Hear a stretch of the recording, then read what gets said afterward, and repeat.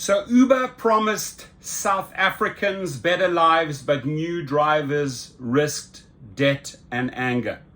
I have a large following on the African continent. I care deeply about my brothers and sisters in Africa. I have a lot of history there. I fought in the South African Defense Force in the army in South Africa.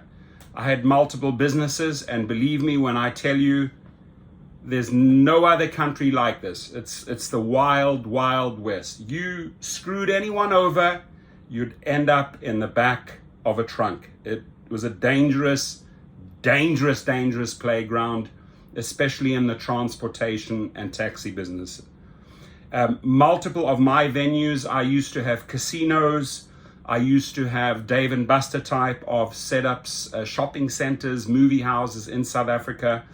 And many a times the taxi wars, Kudeta, Kusatu, very much like Palestine and Israel, attack, counter-attack, took place right on my premises. The amount of times I saw AK-47 bullets fly, lie down on the ground because these guys did not know how to shoot these type of weapons, the amount of times we were in crossfire is insane. I understand South Africa. I understand the hardships. I understand how dangerous it is for a driver to operate there. I myself had many of these 14-seater taxis once upon a time. And my heart, a big part of my heart is in Africa. And if I can help the drivers or gig workers in Africa, South Africa, doesn't matter whether you're in Botswana, Kenya, Mozambique, Namibia, anywhere on the African continent, I always like to help. And it saddens me to see how Africans have been taken advantage of across this continent, right? Here in the United States, you know, we moan and get upset about our rates. You should see the pittance that Uber pays drivers in Africa. So the company enticed drivers in the developing nation with lucrative subsidies, then undermined these workers with policies that made their jobs more perilous. Documents in the newly unearthed Uber files show. They did this formula around the globe. They really took advantage of workers in South Africa and in the other Nigeria, Lagos, Mombasa, all countries that I've been to. They screwed drivers over. So Cape Town, South Africa, a city that I lived in for 7 years. I had multiple guest houses in the city. To me, probably the most beautiful city in the world. Have to be there to experience Cape Town. It says he had been a cop, a factory worker, and a taxi driver, but at 44, Sean Cupido had yet to find a path to prosperity. Murderous gangs ruled Manenberg. Know the place very, very well. I used to buy my liquor, my beer, all my hard liquor out in Manenberg, the apartheid-built township where he had spent his whole life, and he was sick of having to remind his 3 children to lie down and cover their heads every time they heard the pop of bullets. Very, very familiar sound to me. Then in 2017, Cupido found a job he thought might finally change his fortunes. Uma promised to let South Africans make their own hours and be their own bosses. He rented a car, began ferrying tourists around Cape Town waterfront. By the way, if you're in Cape Town, you got to see the Cape Town waterfront, a must. Shopping districts and cliffside resorts. And for a while, the money was good. He started to dream of building his own business, operating a fleet of cars for the ride-hailing company. By the way, if you want to learn how to operate a fleet of cars, it is an insane ROI, return on investment, right? You start making profits after 15 to 16 months. I show you how to do that at Gig Rocket. But little by little, he said Uber made changes to its service that lowered his pay and raised his risks. The company recruited new drivers to the city, flooding the streets with competitors and cutting Cupido's daily number of customers in half. Trying to make up the difference, he logged 12-hour days and began driving in the sprawling slums of the Cape Flats, where many drivers were afraid to go.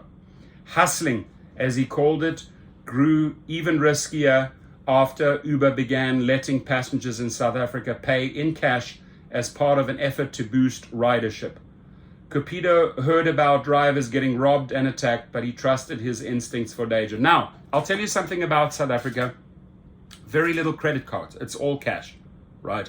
I mean, I seldom came across anyone in South Africa that had a credit card, right? Only more in privileged circles. So it's no wonder that they offered cash, because their taxi industry, and you'll see these pictures of these 14-seater taxis, usually Toyotas and Nissan, dominated there. It was always a cash transaction. If you wanted to go from A to B, you jumped in the car with 20 other people, 15 to other 20 people. They said 14 seaters. I've seen 25 people get out of a 14-seater, right? And you pay a couple of rands, South African rands, and I've done it many times. Never felt worried, was always in the mix, always part of the people. I traveled those taxis many times. And it's a cash business. But you guys know, if you have cash on you and you're the driver, you are a target. He folded a stack of bills inside his wallet and kept working long hours, unaware he was driving straight into an ambush. Know that feeling, right? I think, and I'm sorry I'm comparing all the time, because reading this article out loud, it just brings up a lot of feelings and emotions, right? Driving into an ambush, my friends, you know, when you have 50, 60,000 cash in the back of your car, is no fun. They jump you, machine guns. You are lucky if you get out alive. Speaking their language, I speak Zulu and Xhosa. Those two languages saved my ass, my life, many a times as somebody with white skin in these African slums. You usually don't roll in there. I had my businesses in there. I had over 4,000 vending machines at one point, 5 bulletproof cars, bulletproof vests, bulletproof New York Yankees customized metal hat, right? Everything bulletproof. Using computers to randomize what time I would drive in, 5 a.m., 6 a.m., 8 a.m., with which car, with a Golf, with a Mercedes, with this car, that car, right? All bulletproof. Crazy if I think back, right? And again, if a cat had 9 lives, I survived that country 13 times, not only in the army, but also running these businesses. 4,000 vending machines at all these different locations. You're constantly moving, getting out cash.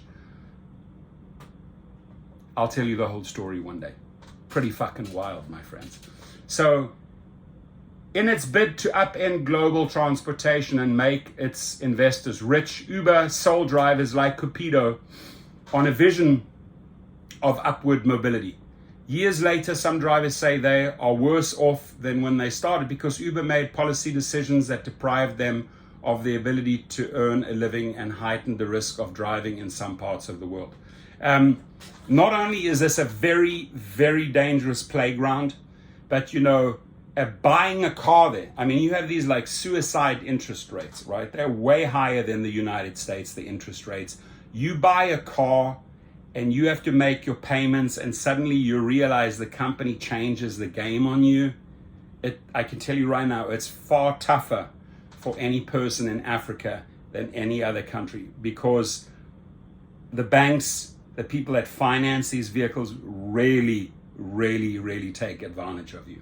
The Uber Files is a rare look inside years of Uber's internal deliberations, made possible by more than 124,000 records that former Uber lobbyist Mark McGann provided to The Guardian. Mark McGann, drivers have the utmost respect for you.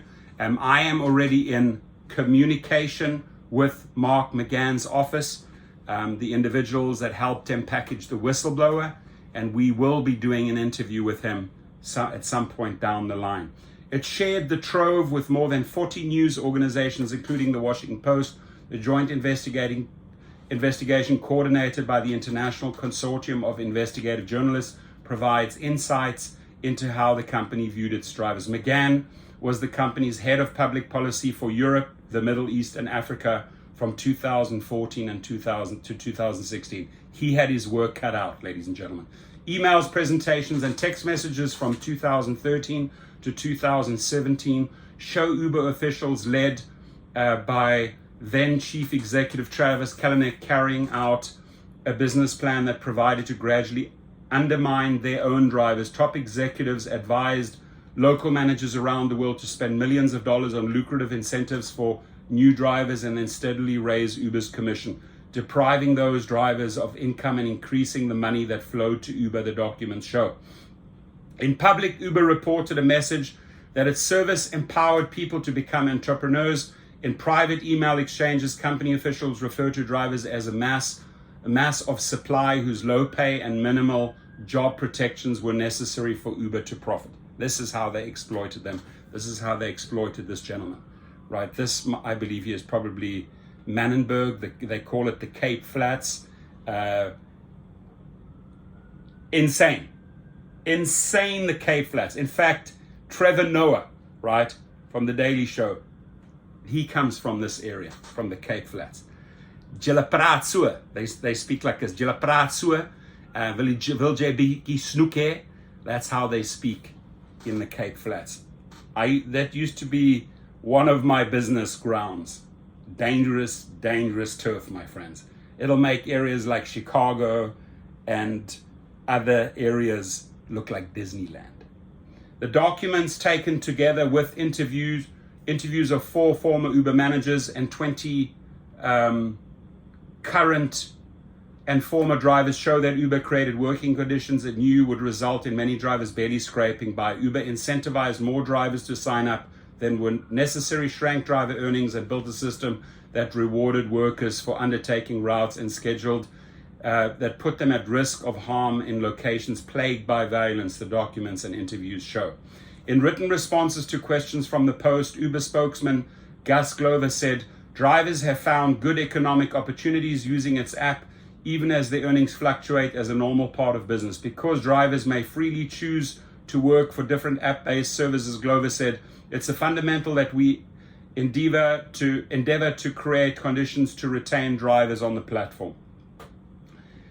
Glover did not respond to questions about Cupido or any of the specific information contained in the Uber files. In a statement, Devin Spurgeon, a spokesman for Kalanick, said the Uber co-founder helped pioneer a new business model. To do this required a change of the status quo as Uber became a serious competitor in an industry where competition had been historically outlawed, Spurgeon said. As a natural and foreseeable result, entrenched industry interests all over the world fought to prevent the much-needed development of the transportation industry. She did not answer questions about Uber's treatment of drivers, of course not.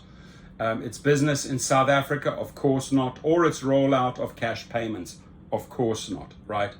The challenges for drivers are particularly pronounced in countries like South Africa, where extreme levels of unemployment and inequality give Uber access to a deep pool of laborers willing to endure challenging work with few benefits. 1 in 3 working-age South Africans are unemployed, the highest jobless rate in the world amongst countries tracked by the World Bank. The vast majority of workers can't walk away and go to another job because there is no other job, said Darcy Detroit, a lawyer and emeritus professor at the University of Western Cape who researched labor conditions in the digital economy and helped a group of drivers challenge Uber for workers' rights in South African court. Uber says it now has 20,000 drivers throughout South Africa, including delivery drivers for Uber Eats. Some say struggle to make a minimum wage now equivalent to about $1.40 an hour. $1.40 an hour, ladies and gentlemen. $1.40 an hour. Think about that. After sharing a portion of the earnings with Uber and rental car companies and paying for expenses like gas, some say they have been robbed by criminals, hassled during periodic government crackdowns against Uber, and targeted by rival taxi operators. I mentioned them in the beginning, Codetta and Cosato. You don't mention with them, you end up dead, right? I saw how these people fight. I saw 15 taxis roll in, 10 people in a taxi, 150 people get out, open up with machine guns, kill people. I saw it all. They were brutal. And when Uber entered that, Codetta and Cosato actually worked together to fight the Uber industry, just like, for example, the taxi industry in Brazil fought Uber. This is probably, next to Brazil, the most dangerous country to operate an Uber in. I'll tell you that. In 2016, oh, by the way, hassled during periodic government crackdowns against Uber and targeted by rival taxi operators who attack drivers to fend their turf. They call it taxi wars. Go Google it. Google taxi wars South Africa. It'll blow your mind. I saw it with my own eyes on many, many occasions what happens. It's insane. In 2016 and 2017, Uber drivers in South Africa were burned when their cars were set on fire. Both men victims of suspected attacks by taxi businesses, according to new reports. One died from his injuries, according to the reports. The Uber platform became a platform of crime, a platform of fear, said Derek Onganzi, 66, a former Uber driver who helped organize driver protests and one of the drivers who mounted a legal challenge against the company. Once you get into that vehicle, you either fear that the traffic cop is going to pull you over and impound your vehicle, or you fear the criminal. And those, I got to say, those traffic officers, those police, extremely corrupt, working with the taxi organizations, getting rid of Uber drivers. South Africa is one of the violent crime capitals of the world. In fact, there's the highest murder and rape rate in the world, with an average of 27 murders per day and a rape every 12 minutes. No jokes. Why do you think I left the country? So, and workers in its volatile transportation sector had been targets of theft and violence long before Uber arrived in the country. The Post did not find data showing Uber caused a rise in crime in South Africa. However, the company's policy decisions, such as enabling cash payments after previously rejecting the idea as less safe, exposed some workers, including many first-time drivers, to a level of risk they say they had not envisioned. Again, I can back that up because everything was dealt in cash. I run all my entertainment business in cash. You were constantly, every second, every day, you were a target, and you had to move this cash either, let's say, from the taxi or from the Uber car to your bank, or from your business to the bank. In between, there were always people waiting to jump you.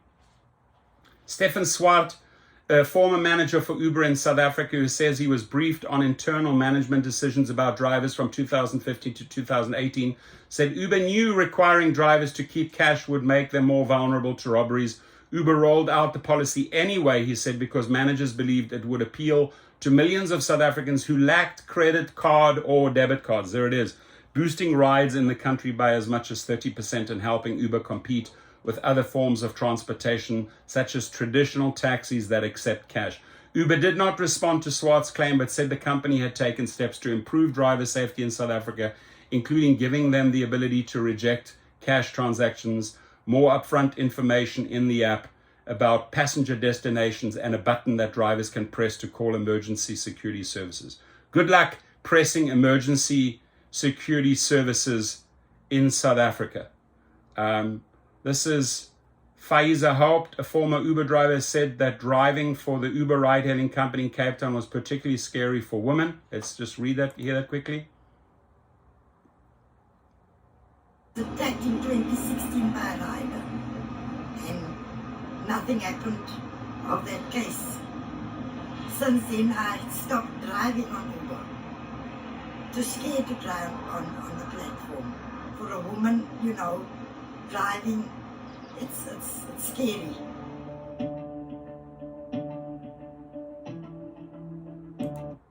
Very scary. So, safety is and has always been a top priority for us, and we have invested heavily over the years in technology to help keep drivers and riders safe. Frans Heemstra, Uber's general manager in sub-Saharan Africa, said in an emailed statement. Frans Heemstra, I know that country in and out, and I can tell you, you are full of shit by saying that. One night in 2019, Cupido was carrying about 700 South African rand, or roughly $50, when his phone buzzed with the name of his next passenger, Nadine.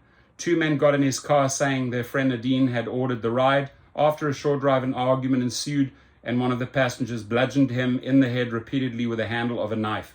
As blood streamed down his face, Cupido escaped the car and collapsed in the yard of a woman who saw him and called for help. The two men drove off with his rental car.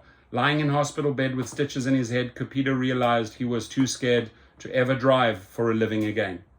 I understand that. He spent a month recovering from his attack, then took the first job he could find, working the graveyard shift at a factory downtown. I just lost everything.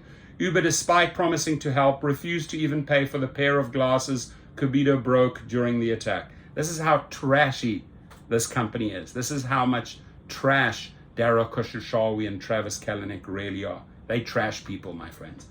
So the company declined to answer questions about his incident, but it said all Uber drivers in South Africa are covered under its insurance program, which reimbursed drivers for emergency medical treatments and lost earnings. That was bullshit. Uber new drivers risk debt and anger in South Africa.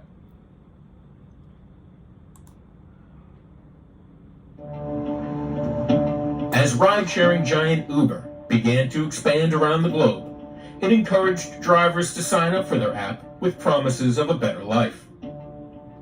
If there's any country that stood to benefit from Uber's promises about Africa. a path to economic growth for a large portion of unemployed people, it was South Africa. It's really hard to find a job that pays, well, not pay, but you would make as much as Uber, which is not really much, but in SA it's decent, I basically got off the plane and started getting into Uber cars and striking up conversations, and South Africans love to talk, so I heard a lot of stories, and unfortunately a lot of those stories were very dark and very bleak. Many drivers in Cape Town rent the cars they make their living in. And after Uber's commission, much of what's left goes to car payments and gas. The typical Uber driver in South Africa is driving 12 plus hours a day, and they are still barely making ends meet. No, it's not good money. It's not a good money because we buy expensive petrol, and the Uber, still taking that commission the same.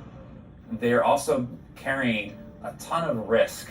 Timothy is a driver, so when he was picking up passengers and dropping them off in the area of rival taxi operators, they surrounded his car, and he describes a situation where he was taken from his car and put into another car and taken somewhere private where he says the police couldn't interfere with what they were doing. So as they say to me, if you don't give me 5,000 cash, we're gonna burn you and we burn a car. Who was this? We're the taxi drivers, these taxi drivers. Yeah. Timothy was released only after the man he rents his car from paid the kidnappers the equivalent of $300.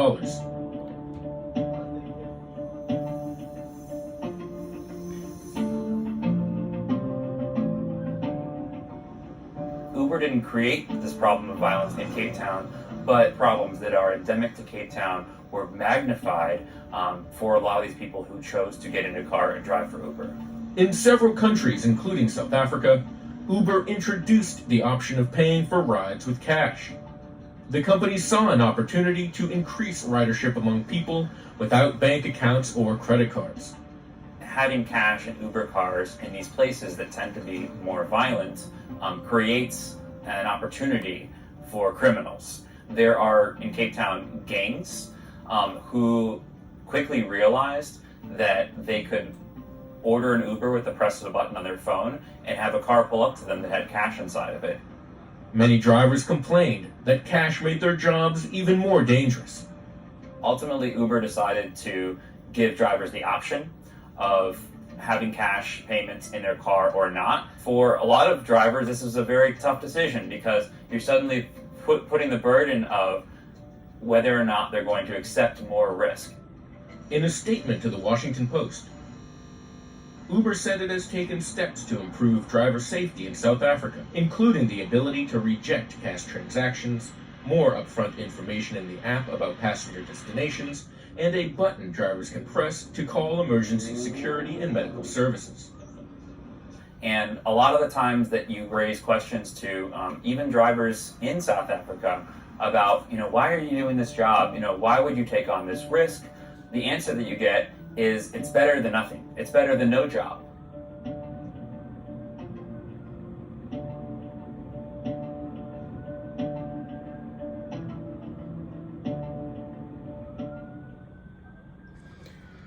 It's real, my friends. It's real. It's real.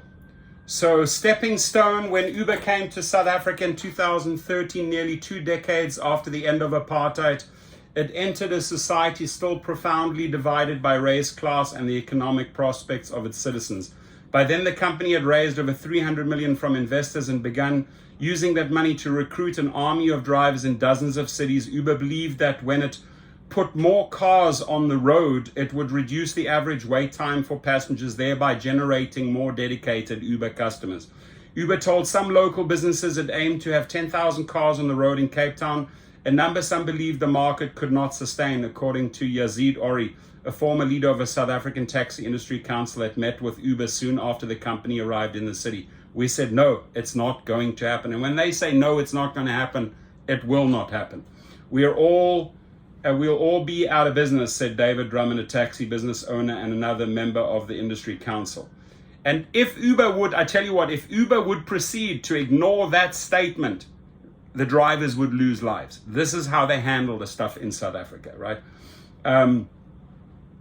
Uber's Glover denied that the company stated an intention to bring 10,000 cars to Cape Town when it arrived in the city. Uber recruited its first drivers in Cape Town, a city of roughly 4 million people, by approaching taxis and offering the drivers cash payments equivalent to roughly $400 to join the app, according to SWAT. Cape Town's earliest Uber drivers were also rewarded with about $4 per trip in driver subsidies, an incentive that managers saw as aggressive but necessary to build the initial supply, according to an internal presentation given to Uber's regional managers in January 2015. One of the locals who signed on was Onganzi, a former trucker who became an Uber driver in 2014. The money was too good, he said.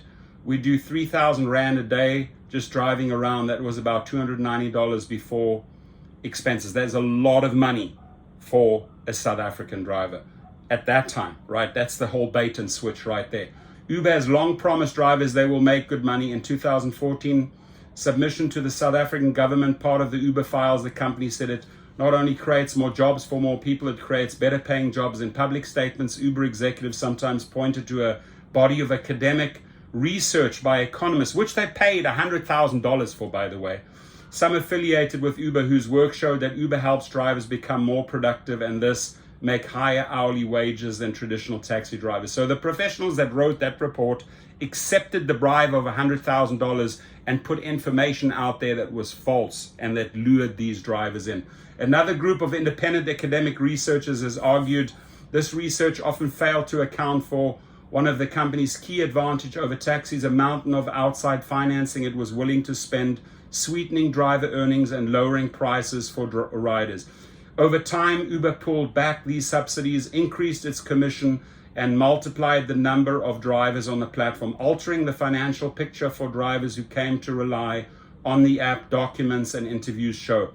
That happened all the time. You'd lure the drivers, bait and switch with the subsidies, and over time you cut back on that, said one former senior Uber executive interviewed by The Post. The person spoke on the condition of anonymity to discuss internal company matters. This is somebody who works on the inside of Uber that explains how they did it. That is the classic bait and switch. That alone is a massive, massive lawsuit, class action lawsuit, if you have the goods and the algorithms to prove so.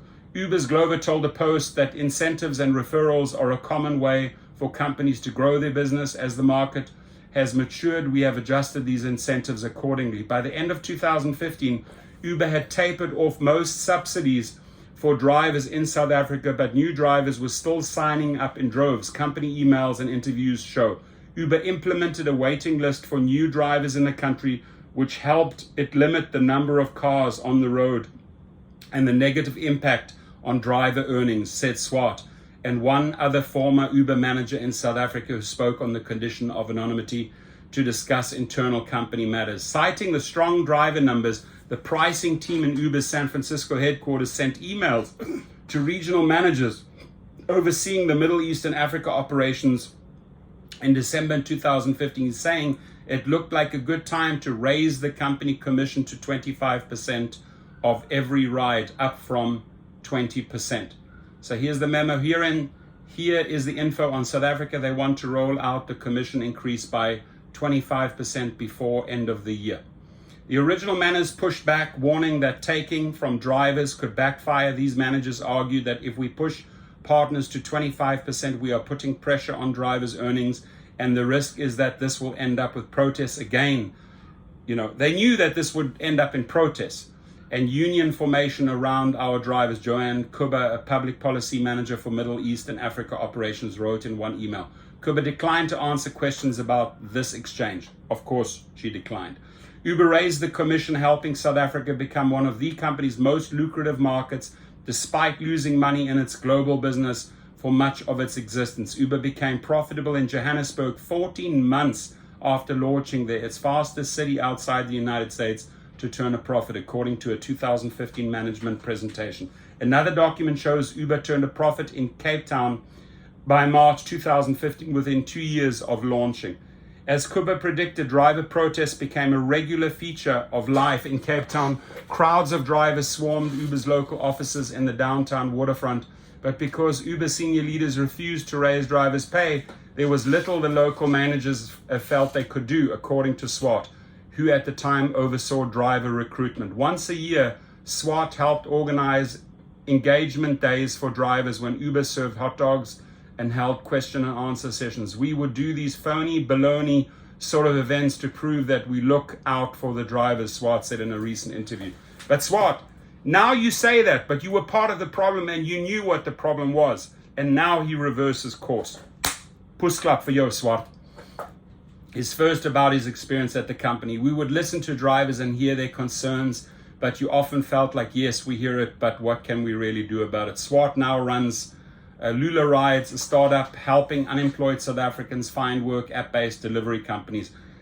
Glover, the Uber spokesman, said the company regularly meets with drivers to hear their concerns. Driver earnings are affected by factors such as seasonality and macroeconomic environment, cost of living, fuel, etc. He said in an email, we closely monitor these changes and review prices accordingly to ensure that driver economics remain healthy. BS.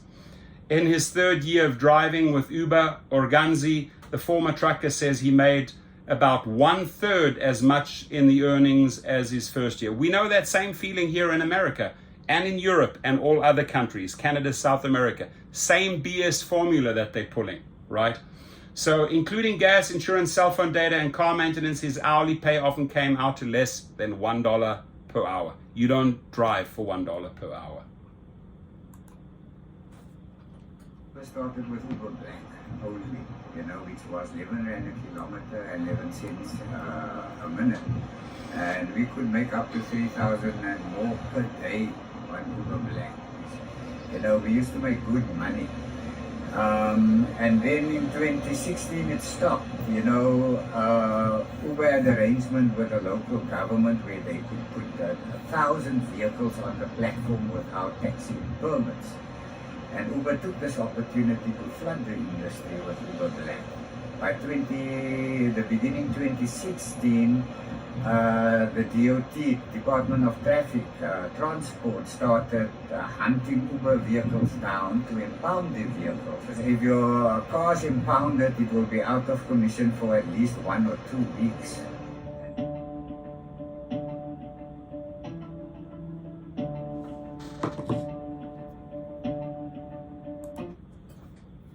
Some drivers say they had no choice but to keep driving because they were locked into costly rental car agreements.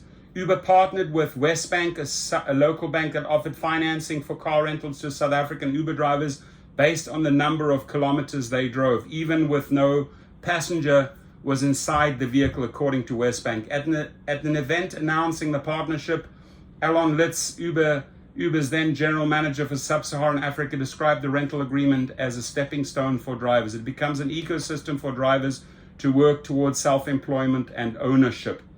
It could be that the business case for drivers did not allow enough to cover all expenses, De Kock said in an email, adding that he didn't remember enough about the specifics of Uber's driver earnings, so he cannot say for sure. Glover did not respond to specific questions about the Westbank partnership, but he said Uber has worked with a number of financial institutions to give drivers access to vehicles at affordable rates. It is important that these financial offers work for drivers, and we have therefore reviewed and changed the offers when they have not. Litz, who left Uber in 2020, declined to comment. Of course he declined to comment. Robberies, hijackings, murders. Very much mirroring what's happening in the United States right now. When Elise Favelotz's phone rings, it usually means something bad has happened to an Uber driver in Cape Town. The owner of Prod River Placements, an independent business that manages a fleet of Uber cars and a team of drivers, Favelowitz gets frequent calls informing her that her cars have been impounded by the city, that her drivers have been assaulted or robbed, or occasionally something worse. This is a dangerous business, said Favelotz 51. You will possibly get hijacked and you can get murdered. As ride-hailing became ubiquitous mode of transportation in South Africa, it also became a source of opportunity for criminals. When gang members in the unruly Cape Flats discovered they could bring a car containing cash to their doorstep with a touch of a button, they began robbing ride-hailing drivers on a daily basis. Sad, huh? A state advocate who this year won the convictions of 2 gang members of murdering a driver with a brick during a 2019 robbery. And when Uber cars began siphoning customers from the local industry of minibus taxi operators, those companies launched a campaign of violent intimidation. I know what that violent intimidation looks like. I saw it, I experienced it with my own eyes. It is not fun. Kidnapping Uber drivers, holding them for ransom, and in multiple instances burning ride-hailing cars with drivers inside. I've seen that with my own eyes. No jokes. I've seen people get necklaced, tires over their bodies litten and burnt alive. Seen it too many times. Makozandile Tumana, a spokesman for the South African National Taxi Council, which represents minibus operators, denied that the industry is responsible for any attacks against Uber drivers. That, my friend, is trash. You know it, right? Timothy Nunduwimana, a 32-year-old Uber driver in Cape Town, said taxi drivers held him hostage earlier this year when he was picking up passengers during a taxi driver strike. The taxi drivers took Nunduwimana from his vehicle and held him somewhere private, he said, warning him they would burn his car if his boss, the person from whom he rented the car, didn't send the equivalent of about $300. They started to slap me. Then when the boss heard how I was crying, he sent the money. Uber drivers all over the world have faced vicious attacks, at least 50 workers for app-based, and they're responsible for this. Travis and Dara K are still responsible for this to this very day. Workers for app-based ride and food delivery services have been killed in the United States in the past 5 years, according to Gig Workers Rising, a driver advocacy group. In countries including France, Switzerland, Belgium, and Portugal, Uber's executives tried to exploit incidents of violence against drivers in the company's efforts to publicly discredit the taxi industry, documents show. Timothy Nunduwimana. So I have experience for different areas. I know how they rob us. You know, this is a dangerous job. In South Africa, you can go to pick up somebody you think is a customer, but he got a gun. They rob your phone, they take everything, and sometimes they take also a car. You understand? Mm-hmm. So when you're going to pick up, you check area you're going to pick up. Secondly, you must have a talk. Where you going, what, so not like we are 100% safe. Very, very true. We're not 100% safe. In its response to the post, Uber acknowledged past mistakes in its treatment of drivers, but said no one at the company wanted violence against Uber drivers. They promoted violence, my friends. In markets such as South Africa and Brazil, where there is a history of violence, Uber developed extra features designed to ensure the safety of riders and drivers, the company said. Bullshit detected. Take precautions. Take precautions. Uber declined to comment on Nunduwima's story or on the gig workers rising report. Obviously, they declined because they're both true. In 2016, Uber began requiring some drivers to accept cash for payment in few countries, including South Africa, where, according to the World Bank, roughly 40% of adults lacked credit or debit cards. Two people who were senior executives at the time said the strategy sparked an internal debate about the wisdom of making drivers potential targets of crime in places where robberies were common. Both former Uber executives spoke on the condition of anonymity to discuss internal company matters. The policy contradicted Uber's marketing and lobbying messages, which had said for years Uber was safer than traditional taxis because it used no cash. Less than 2 years before launching cash payments, Uber had even lobbied the South African government, which is easy to do, to ban cash payments from inside ride-hailing services, according to a draft of the proposed rules Uber executives circulated in October 2014. There it is. I'll leave the link below so you can read these things if you want to. Unlike traditional taxi and charter shuttle operators who are required to carry large sums of cash, Uber drivers operate on a cashless system and are therefore at far less risk of robbery. BS, the draft proposed said. Prohibiting cash would ensure that drivers are safer. BS. They didn't do that though. Drivers again protested, demanding the company remove cash payments from the app. According to interviews and news reports, in 2017, Uber made cash optional for drivers, but many drivers, including Cupido, continued to use cash feature because it helped them find more daily trips and gave them some money to use at the gas pump. As part of an effort to stop criminals from creating fake, untraceable accounts, Uber in 2017 began requiring all passengers with no credit cards to verify themselves using social media profiles, the company said. You can cheat that anytime, right? But Teresa Manchek, a former Uber driver who helped lead a driver advocacy group in South Africa, said this measure was ineffective because she said other drivers continued to see riders with obviously fake names. There we go. After Uber launched cash as a payment option in Sao Paulo, Brazil in 2016, attacks or robberies involving Uber drivers in the city rose tenfold from an average of 13 a month to 141 a month, according to a Reuters report. In his response, Glover said they promoted this insanity, my friends. Original model focused on card payments, but as the business grew, we introduced cash payments in order to be inclusive and offer mobility options to as many people as possible. Uber acknowledged in its most recent annual filing with securities regulators that the use of cash with its services can increase safety and security risk for drivers and riders, including potential robbery, assault, violent or fatal attacks, and other criminal acts. Cash paid trips accounted for 7% of all money spent on Uber rides and goods last year, the filing said. Glover said Uber improved its verification process last year when it started requiring passengers to upload a photo of themselves the first time they take a trip using cash. Uber declined to comment on the Reuters findings. At the time of the report, the company said it had seen a rise in safety incidents, but was unsure whether that was the result of added dangers or the surge in business that resulted from the introduction of cash payments in the country. Now, this is a very, very, very familiar picture here. These are taxis here in the front, these 14-seaters, these minibus taxis, right? And in the background here, you have Cape Town, Table Mountain, Kirstenbosch on this side. And on the very end of this mountain over here, right on the top, I had a 15-bedroom house. Lived a life. So hardcore down here, and in certain areas, it was just too vicious, the discrepancy, right?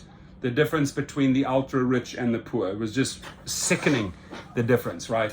These were some of the most dangerous businesses you could ever operate in South Africa, the taxi business. These are not Uber or Lyft cars. These are cars that are drive under the banner of Codeta or Cosatu, right? And they will literally kill each other if you drive your taxi on the other's turf. It's war. It's crazy. So a ruling overturned. A driver uprising is gathering momentum around the globe, which is true. We're striking, smart strikes, protest strikes. Uber drivers are demanding better pay and job protections, arguing the company legal classified them as independent contractors to avoid giving them benefits.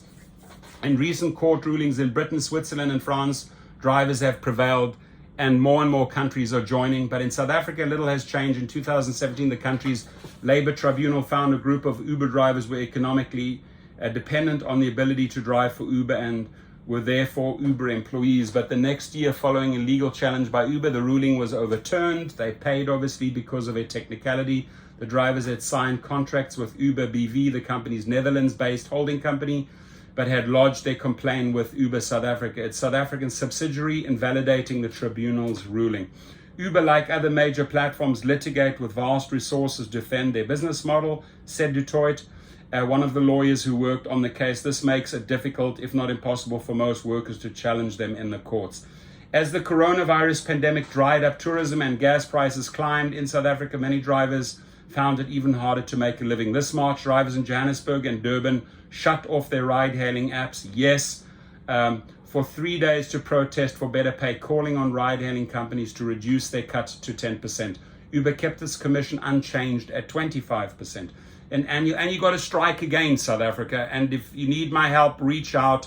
We'll promote it, and we'll stand with you, and we will help you promote that strike. An annual study of 12 app-based platforms for drivers and other tradespeople in South Africa by Fair Work, a joint research project of the University of Oxford and Berlin Social Science Center, found Uber's treatment of workers ranked lower than that of 6 other companies operating in the region.